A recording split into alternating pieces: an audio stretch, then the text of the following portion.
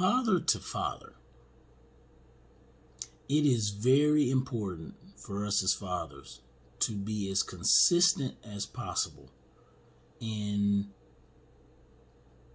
let me rephrase that, and I'm not even going to edit this out, to be consistent no matter who is around us and no matter where we are and what we're doing.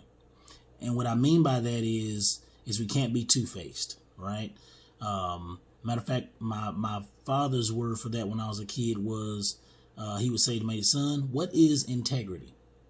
And I would, I was trying to dismiss whatever he was saying, at the time, basically being a hard-headed kid and a hard-headed teenager. I was like, I don't know, Dad. He said, what I tell you about saying I don't know?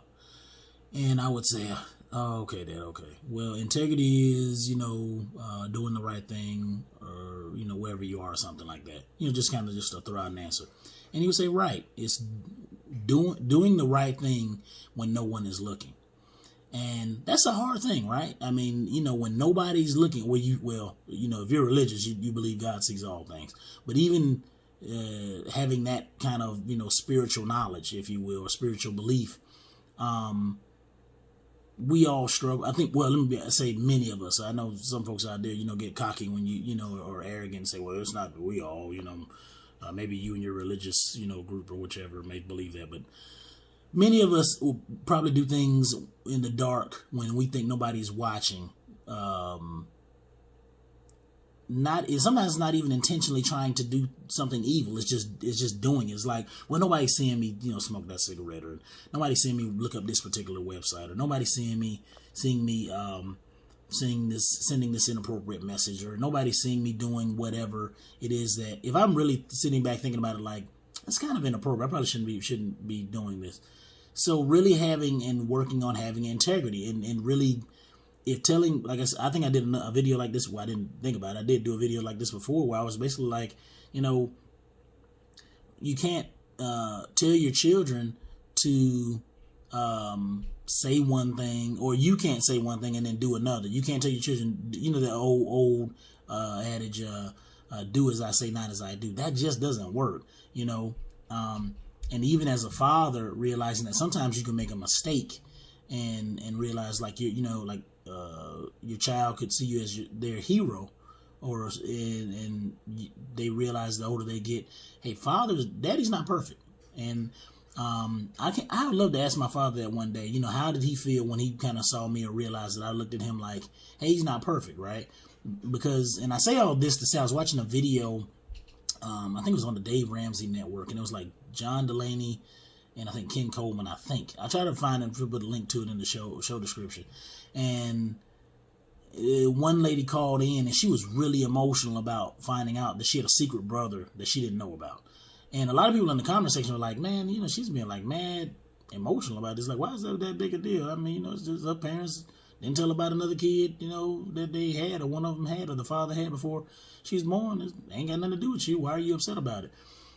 And I kind of thought about it myself, but you know what? At the same time, that can be an emotional thing. And another person pointed out in the comment section that, well, it could have been, though, that the father and the mother may have raised her to look at the father and the mother as like these really good people, and they were really to do good things and whichever. And she did say that her father was like perfect to her and everything. And that can be kind of an emotional thing, I think, when you finally come to the realization, hey, daddy is not perfect. Oh, wow. Oh, my gosh. Like, what am I supposed to do with this information? And to find out that your parent had another child outside of, I don't know if it was outside of wedlock or not, I can't remember the details of the story. But my point being, she was really emotional, right? And that was very hard for her, and I think Coleman's point, or Delaney's point, was like, a lot of people forget that people make mistakes, along the way.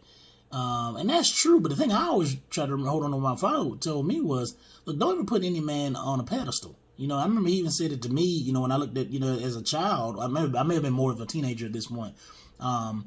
And my father, and this video may go a little past 5 minutes. And so my father was like, don't ever put any man on a pedestal, because even I will fail you. Like, he was saying that even about himself, right? Because he had made mistakes before I was born, when I was born, after I was born. It's just going to happen. And I would love to ask him, how did he feel when he realized, or he looked at me and I looked at him like, man, you are imperfect. You do make mistakes. Hey, like, why are you not the perfect guy I thought you were? But he knew that was going to come, I think. You know, it's kind of like whenever you hear stories about any famous number of people, and I almost said one famous guy's name, but I'm trying to avoid saying any names, famous people's names. But one famous person, or a few famous people who've gone to jail for inappropriate things or what have you. And just think to myself, and a lot of people looked at these persons as, hey, they were supposed to be perfect. They were supposed to be really good people. Hey, why did they make that mistake? You're not supposed to do that. And it's a realization that now they were being two-faced. They were saying one thing in public and then doing something in the dark. And as far as I've ever known my father, now I can't say he's been 100% perfect all his life. I don't think anybody's done that. I know I haven't. But I think what he's tried to do is try to do his best he's first and foremost, he's a Christian. He's very vocal about that. But he's tried to do his best to be a man of God. So that meant if he was going to tell me if he was going to tell me do as I say, he was also wanting me to do as he did, because he was trying to copy God or Jesus the Christ, right? Like in Scripture. Oh my gosh, I wish I looked it up. I can't remember if it was Paul or Peter. I think it was Paul that was basically saying, you know, basically mimic me, or not mimic me, but copy, do as I do, as I'm doing as what Jesus did, right? So if I'm doing what Jesus did, then do what I do. If I'm not, then don't do it, right?